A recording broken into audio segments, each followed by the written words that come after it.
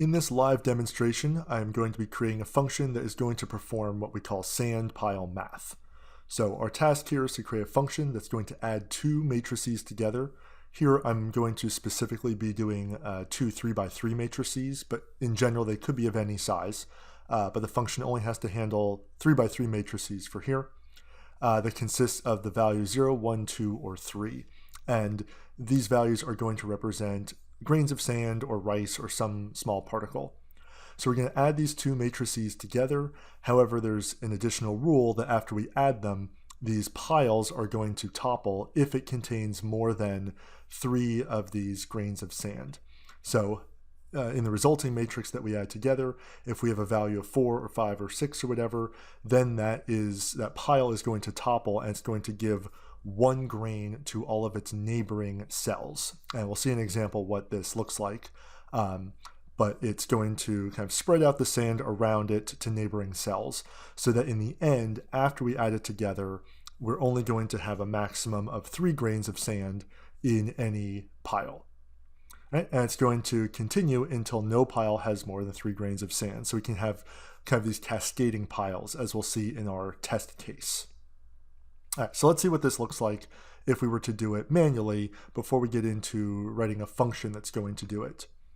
All right, so on the left side here, I have these two matrices, so 1, 3, 0, 0, 2, 1, 2, 1, 1, and we'll add that to the 3x3 matrix 0, 1, 1, 0, 2, 0, 1, 0, 1.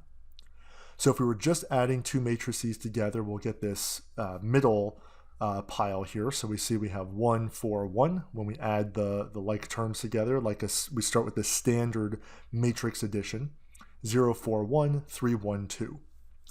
But now we have to consider that it's this sand pile addition.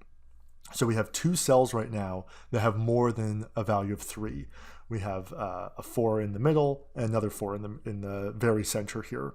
So we have to kind of collapse these piles because it can't have more than 4 grains of sand in it. So what's going to happen is that when there's 4 grains, it's going to, if we see the first red circle, when it collapses, it's going to give 1 grain of sand to each of its neighboring points here. All right, so the left, the right, below it, and above it. Now for this first one, the red circle, what's going to happen is there is no space above it, so that grain of sand is going to basically fall off the table. So to start to resolve this pile of 4 and disperse 4 grains to its neighboring points, we're going to go to the next matrix here. So this is the first kind of toppling of a pile. So this 4, it's going to disperse 4 grains of sand to each of its neighboring points, although one of them is off the table. So going to here, this 1 is going to gain a grain of sand and go to 2. This is going to gain 1 and go to 2. Above it just falls off the table, and below it we are going to give 1 to this 4, and that's going to become 5. So we've resolved 1 toppling pile. And now in this matrix though, if we look at it, we still have 1 pile that has more than 3. So we have to repeat the rule about the pile toppling. So now if we look at this 5, the rule is still going to be that it's going to give 4 of its grains to neighboring points. So when we go to this last matrix here, the 5, we're going to subtract 4 from it and it goes to 1. In contrast here, it was 4, it went to 0. So the 5 still has 1 left over after it topples. And now the middle point is touching 4 adjacent points. We only consider left, right, up, down, not diagonal. So it's going to add 1 to up, down, left, and right of it. Right? So the 0 goes to 1, this 0 goes to 1, this 1 is going to go to 2, and this 1 goes to 2 when we add the 1. And again, we subtracted 5 from here, and we're left with 1. And if we look at this resulting matrix, now we've done all of the repetitions we need. There's no piles left to topple because we have 0, 1, 2, or 3 on every cell. So when we add these two matrices together, this last matrix is what we get when we apply this Sandpile Math. So that's what we want to replicate in code to do this automatically for us. So this will be the test case that we need to try to see if our code is behaving correctly. And one note here, if we go back to this middle matrix after we do just that regular matrix addition, we have a 4 and a 4 in the middle here. I chose in this first example to do the top 4 and resolve its toppling first, and then that we did the resulting 5 second. The order we resolve it in actually doesn't matter. So if instead I had done the middle 4 first and resolved its toppling and gave all of its sand to its neighbors, and now I would have a 5 on top, then I resolve that 5. I won't go through all the details like I did the first time, but you see we actually result in the exact same matrix in the end. So the order we resolve them in doesn't matter as long as they are all resolved. So let's see in code how we can do this sandpile addition for 2 3x3 matrices. And again, as a note, with the Sandpile Math, we could have different rules of how many grains it takes to topple. We're going to stick with the over 3 for toppling. And in general, we could have bigger than 3x3 matrices. This will only need to accommodate 3x3s. All right, so jumping into MATLAB here to start to put this together. I'll note there are a lot of different ways I could do this. The way I'm going to show is definitely not going to be the most efficient. Also note I have not done this problem yet, so you're going to be seeing my entire kind of process for solving it. So you can see how am I approaching the problem and how am I going to be debugging it and testing it as I go to see if it works. And because this is in the loops and conditional statements topic, I'm going to specifically use loops and conditional statements to do it. Again, probably there's definitely more efficient ways to do this. We could probably do it without loops, but I'll specifically be using that for this example. All right, so we want a function that's going to do the Sandpile Math, so I will be creating a function. I'm going to call it the output matrix C, and I'll call this Sandpile. And again, I was asked to be able to take 2 matrices, A and B, and then do this Sandpile Math to add them together, and I'll get a resulting matrix C. Now I do already have in this file here my test case that was just on the slide so that I can keep testing if it's calculating it correctly. So it's the same A matrix and B matrix, and then the C matrix we got in the end when we were kind of just doing it by hand or talking it out. All right, so I'll set up my function here and I'll save it. So I have this sandpile.m so that I can test this out.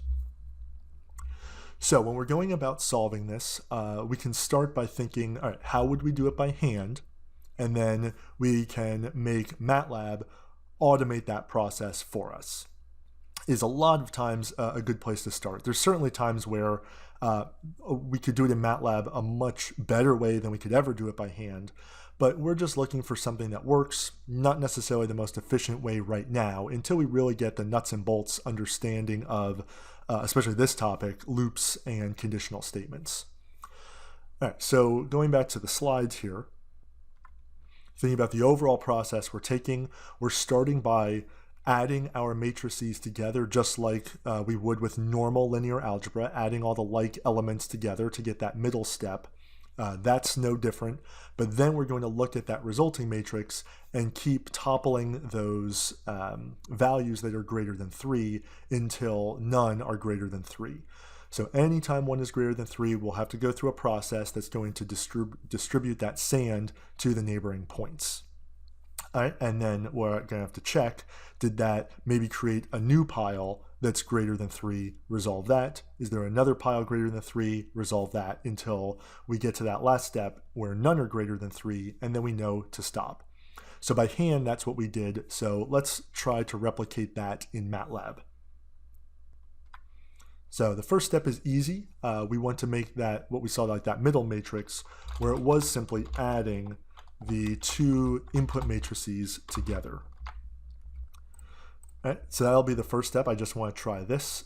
So I'll put in my test case for this function. So I will evaluate this. All right, so I have the A and the B matrices like I had on the slide. Just check that. All right, so these are just like what I had on the slide. So let me do Sandpile, test my function out for these A and B matrices. This is a function, so I have to run it either from the command window or I can make another M file that's going to call this. For this one, I'll just keep using the command window to test it out. All right, so if we just stopped here. We simply added A and B together. We get that same middle matrix like we started with on the slide. But again, we have the problem here where we have two values right now that are greater than 4. So we're going to have to topple those using this Sandpile Math rules that we had before. Okay, so again, lots of ways we can do this. What we can do is we can check, do we have any values that are greater than 3 in the matrix, in this C matrix? Because if so, we're going to need to fix that by toppling them according to those rules. So different ways we can do this. I'm going to use a nested for loop to do this, to check all my rows and columns. So I'm really going to go through all 9 of these values, see if anything's greater than 3, and if it is, I am going to topple it. All right, so again, this only has to work for matrices that are 3 by 3, so I can kind of just hard code this to go from column 1 to 3. I guess it'll really be row 1 to 3 and column 1 to 3. All right, so I is going to go row by row, 1, 2, and 3, and then J is going to go column 1, 2, and 3. So in this end, what this double for loop is going to do, it's going to iterate through all 9 of these values, because it's going to go for row 1 first, columns 1, 2, 3. Then it's going to go back up here, and it's going to change I to 2, and it's going to then do row 2, columns 1, 2, and 3, etc. Right, so I'll kind of build this around that.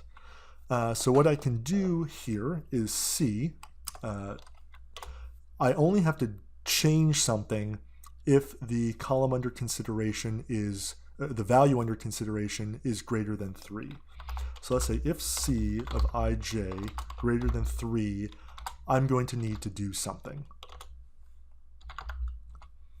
Right, let me just here, just to see if this is working, display test. Right, I'll get rid of this in a second. I just want to make sure that this is working the way I think it is. So what should happen is it should detect 2 places where I have a number greater than 3. So I should see that test is going to appear twice if this nested for loop is working correctly. So I'll save this. Let me clear the screen so that I know it's working correctly. All right.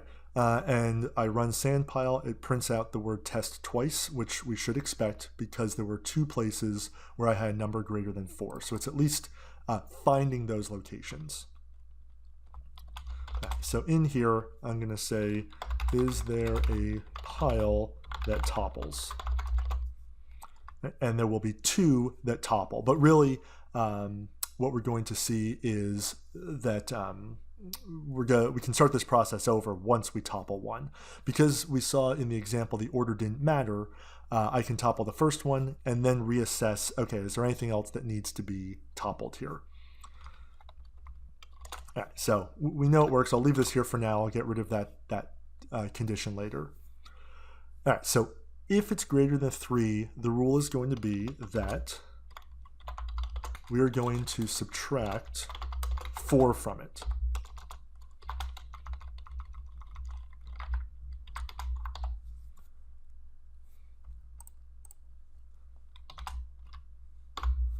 Okay, so that's what this line is going to do. It's going to take 4 grains away from it.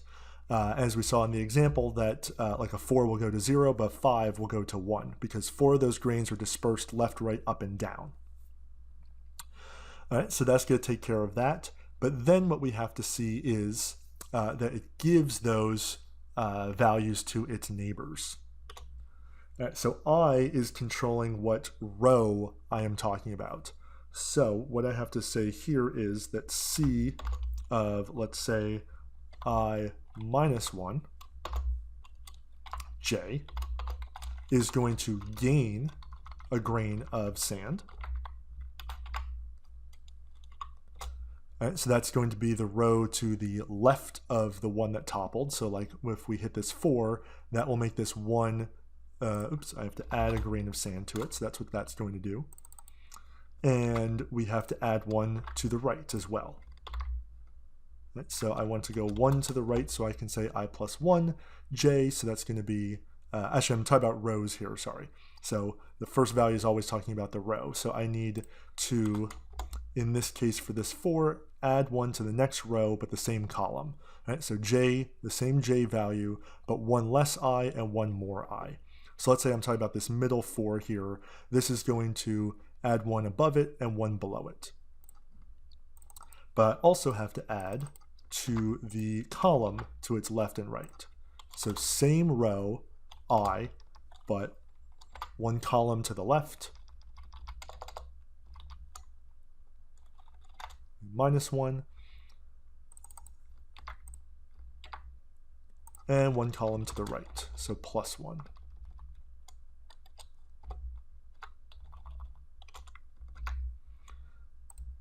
So I'll just separate this. So reduce sand on spot by 4. Give 1 grain to each neighbor. It's not liking something here. I think I have an extra parentheses. And I have an extra parentheses here. Okay, so if I'm talking about the middle spot, this section 22 to 25 is going to go, let's just recap on 22, 1 row above it, but same column. It gives it 1 more grain of sand. 1 row below it, it's going to give 1 grain of sand. 1 column to the left, but same row. 1 column to the right, but same row. Each get a grain of sand. Let me just space this out so it's a little bit easier to look at. Okay, so let's just see what happens if I try running this. I'm dispersing those grains of sand. So now let me just clear this. If I try Sandpile. All right, so I'm getting an error here. So let's see why that would be occurring. This is a case where using these breaks here might be good. So I clicked on this thing to put a break in. So this should let us kind of step through what's happening here. So notice when I ran this, it stopped at line 18. And what I can do is I can press F10, or I can do this step button. It's going to do the same thing to go 1 row at a time to see what happens. Right, so now we're on line 20. I'm going to run this line. Let's see what happens to C. Okay, so it did that step. It found the first place where I had more than 3 values, which was up here, and it reduced it by 4. So that's good. And now if I do another step, it throws me this error. So let's see why it's throwing that error. So it says index in position 1 is invalid. So let's see what's happening.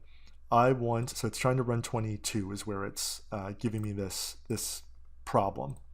So my I value, actually let me run it again here so we can see. All right, so we can actually see the I value and the J value here. It's trying to access C of I minus 1 J. Well, right now I is 1 and J is 2. So the problem is it's trying to access C of 1 minus 1. Well, that's 0. MATLAB doesn't have, it's 1 indexing, not 0 indexing. So what this is trying to do is access C of 0, 2. That point doesn't exist. And if we look at what's happening, it's trying to access the row above. I'll print out C. It found this value, the row above it. There is no row above it. Our rule is that basically the sand just falls off the pile or falls off the table if there's nothing above it. So it's throwing this error because it's trying to access a row that doesn't exist. So really what we want to happen is if there's no row above it, we don't have to worry about adding sand to anything. So I need to put in some additional logic here. I'll quit the debugger. I need logic here that isn't going to run this if I'm in the top row. So what I can say is if I greater than 1, then I need to, so if I'm in row basically here 2 or 3, then yes, add sand to the same column but 1 row above. Right? But otherwise, don't do that. Right, so let's see what happens there. We're going to see that it does a little bit better. All right, so here we see that it got close. So it actually did everything a little bit too fast. So let's check to make sure that this worked correctly here by going a little bit more step by step. All right, so I'm going to put in another break just so we can see this in action. Okay, so it's getting to this step. So what happened? It collapsed that first tower. And now if we step through, again, doing a step at a time here. Let's see what happened. Okay, so this is in that middle step. It added to the left and to the right and below it. And we are going to have the issue here that we have a 5. So it's going to have to repeat this. All right, so actually the way that this is working, it actually is already going to solve it, but I'll try it with a different matrix just to see how this might fail otherwise. All right, so now if I step, it's going to go back to checking, but it's increased my value of j. All right, so if I step, it didn't find anything. All right, is this point bigger than 3? No. Oh, okay, I found another one bigger than 3. If we look at the I and the j, 2 and 2. Right, and that is now looking at the 5. So if we step through here,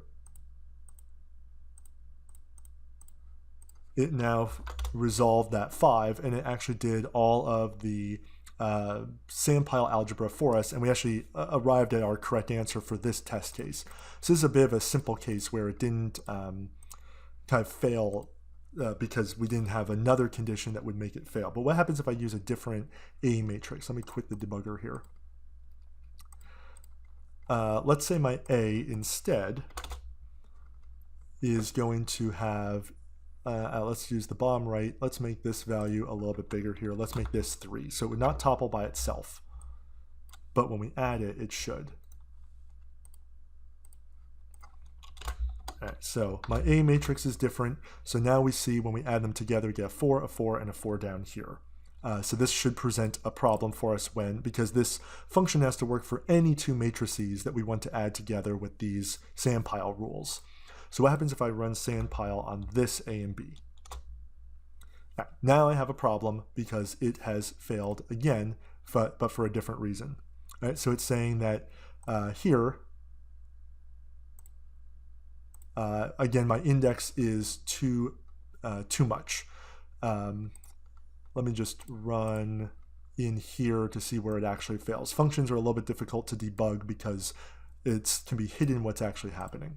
So if I just select this stuff, I can get a little bit better idea of how it's working. So where is it failing? I is 3 and j is 3.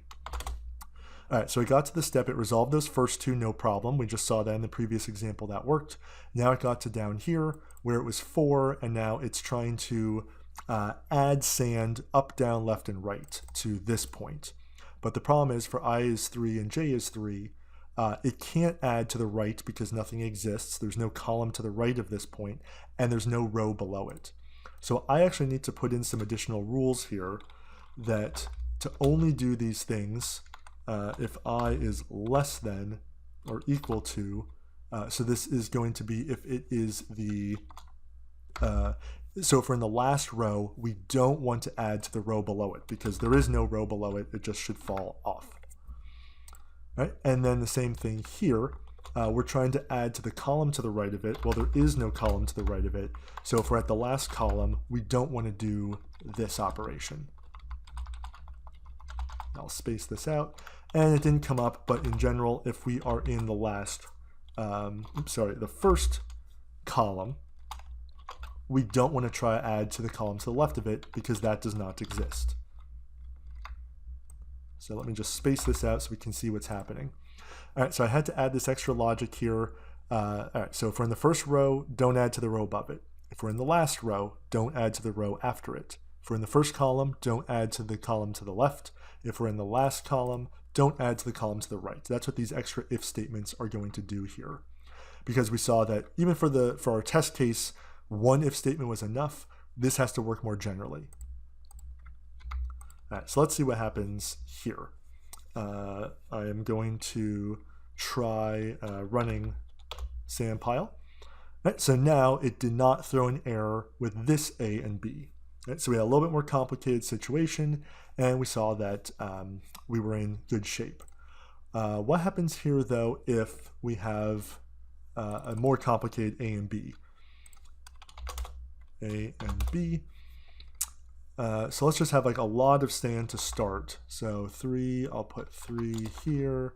So these are really full. I think we're going to see that something is going to happen here. All right, so look at A. So let's say A has this 3 and 3 in the top left. B also has 3 and 3 in the top left. And we want to add these piles together. All right, I think this will present a problem, and we'll see what that problem is. All right, so let's see for these what happens when we add them together. Okay, it did all of what was correct before, but now what happened is that it stopped, but we haven't really completed this problem because the issue here is we're left with a value more than 3 in the final matrix. But according to the Sandpile rules, that can't occur. It can only have values of 0, 1, 2, 3, and if it's more than that, it has to topple. So our function stopped, but it should have gone through again because there was another thing that caused it to topple. Well, what happened in our logic is for these 2 for loops, it's going through my rows and my columns, and that's it. And then once it goes through all 9 of those values and resolves any toppling, it can't go back to resolve this issue because it didn't check to make sure that it was done, that everything was resolved, there was nothing more to topple. So it might have to go through all 9 values a second time, just in the order that we toppled things. So this is our final result. Doesn't work for these 2 matrices, A and B, when we added it together, because we should have had it topple again, and it did not. So how can we have it do this again? So again, the basic rule is that these piles keep toppling until there's none left to topple. Let me just make sure everything's indented here. Okay.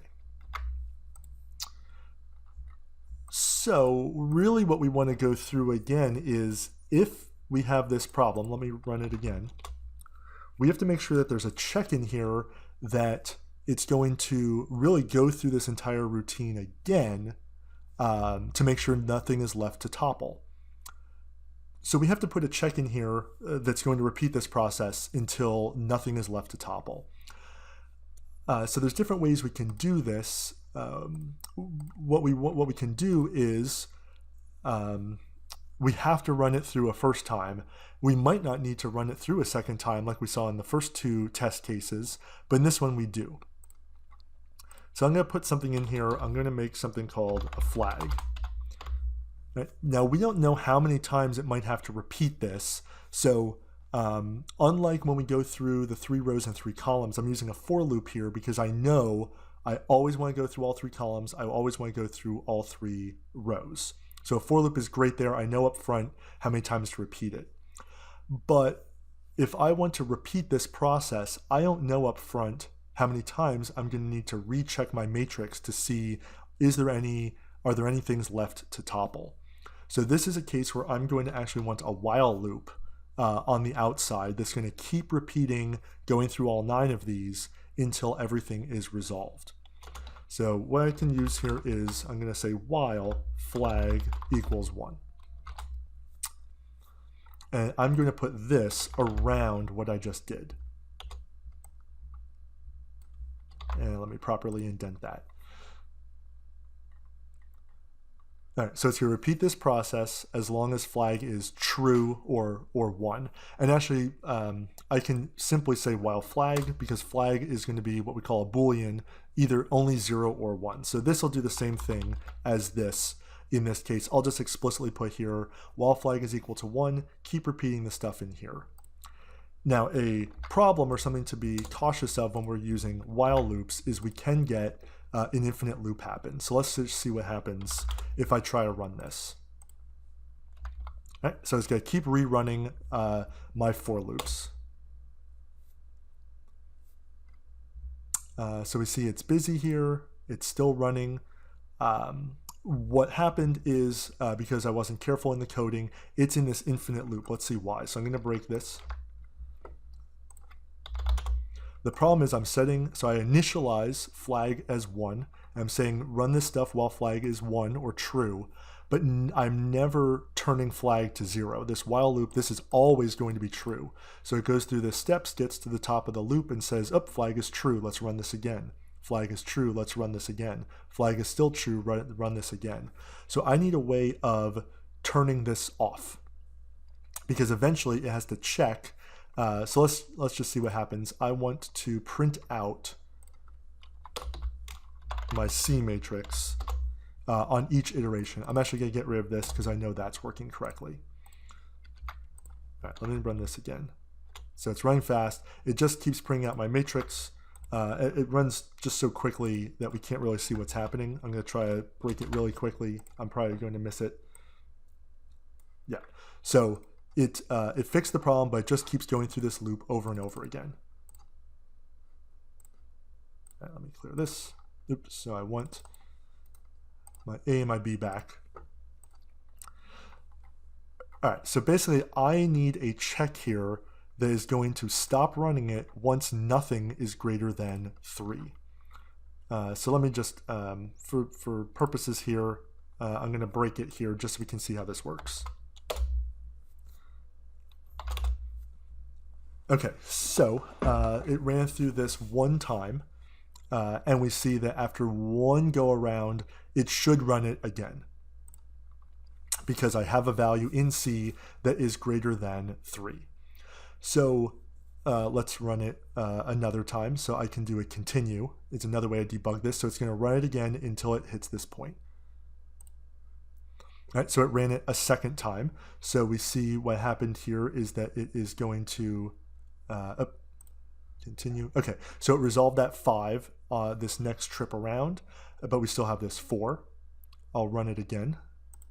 It resolved the 4, and we still have this 4 up here. Right? It resolved this 4, but it created this 4. Run it again. Right? It resolved this 4. So now it should stop because there's nothing greater than 3 left. But if I keep running this, it's not going to stop. Let me quit the debugging. Actually, I want this display. Let me just move this for purposes down here, just so we can see one more time how is this functioning.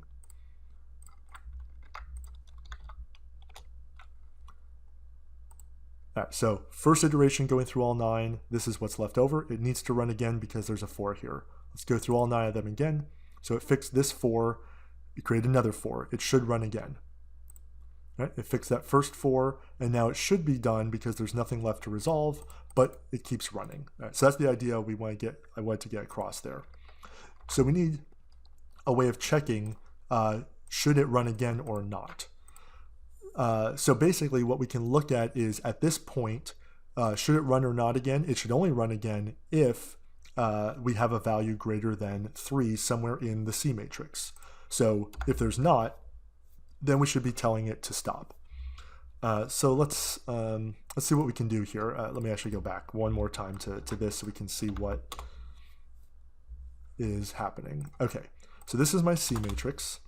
It does contain a 4, so this should run again. So I can do a test. Let me see how I want to do this. I could do C greater than 3. All right, so there's one spot where that is true. So you'll see in a minute where I'm going here. All right, so that made me a matrix 1. So basically what I'm testing is there at least one value greater than 3 in the matrix? I can actually use a find here. Maybe is going to be good. All right, again, so I'm doing this in real time. That's why it's a little bit scattered here. But let me see, where is C greater than 3? And answer is index of 1. Let me just, for example, say change C so I can see what happens otherwise. All right, okay, if that is my C matrix, now if I run this find, it returns an empty vector. But what happens if it's all 4s for whatever reason? If I run this find, it gives me a lot of indices. So basically the idea I want to use here is if at least one value is over 3, it needs to go through this process again. So what I can do here, I'll say ind equals find C greater than 3. so let's, again, just see what happens. If I run my code, all right, if I do one step here, this is my C matrix, do one more step. So ind was 4 this time around, and that's this value here. All right, so let's say we wanted to stop if it found no places where a value was greater than 3. So there's this isempty command of ind. All right, so it's false when ind has a value, and it's true when it doesn't. All right, so I'm okay with this error.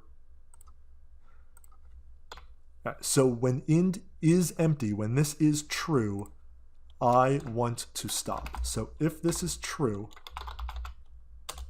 set the flag to 0.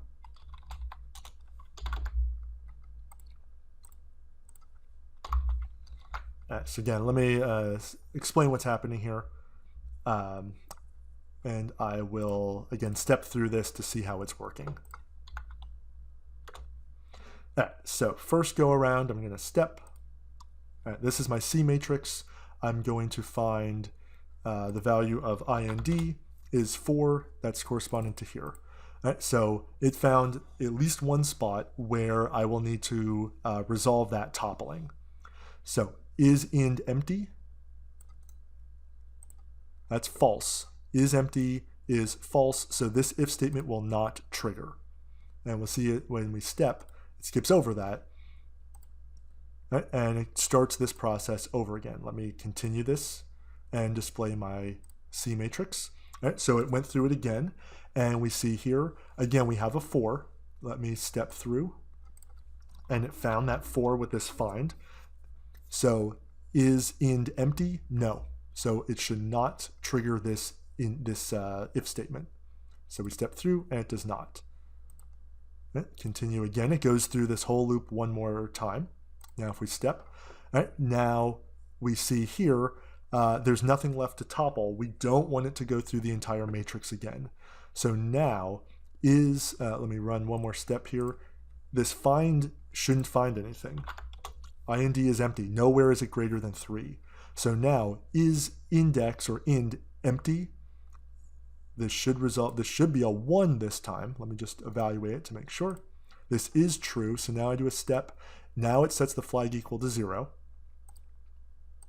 Now when I come, so now when it came back to the top of the loop, flag was no longer true, and it kicked us out of this while loop. So let's just see this whole thing in action here. No more values greater than 3. Find any value greater than 3. Okay, so now it repeats the process until it doesn't need to anymore. So there is a way to set flag equal to 0, so we're not going to get stuck in this endless loop. So now if I do Sandpile A and B, we see here all the steps it went through. Let me just clear the screen so it's a little bit more concise.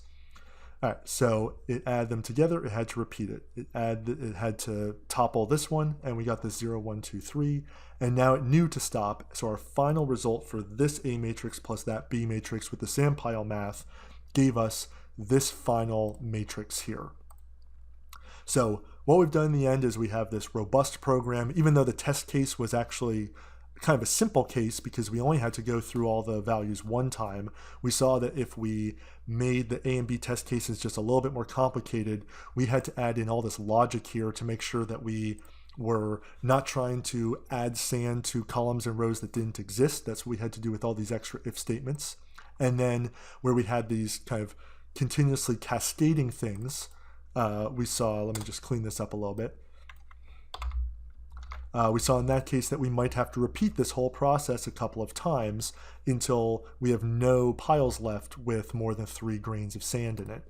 So I use this flag here in order to signify when I should be repeating this, but I need to put in some logic in here that's going to set the flag to 0 at some point, so eventually I can escape this loop. Again, I had to put a while loop because I don't know how many times I have to rerun this check to see, do I have to topple any of my sand piles. Sometimes I might not have to correct it at all, like we saw for the very first example. So this still does work for that first example, but it also works for more complicated ones. And that's what we were seeing here. So in the end, we have a function that is for any 3x3 matrices we want to add together and apply this Sandpile Math to. Our function is going to be able to handle that.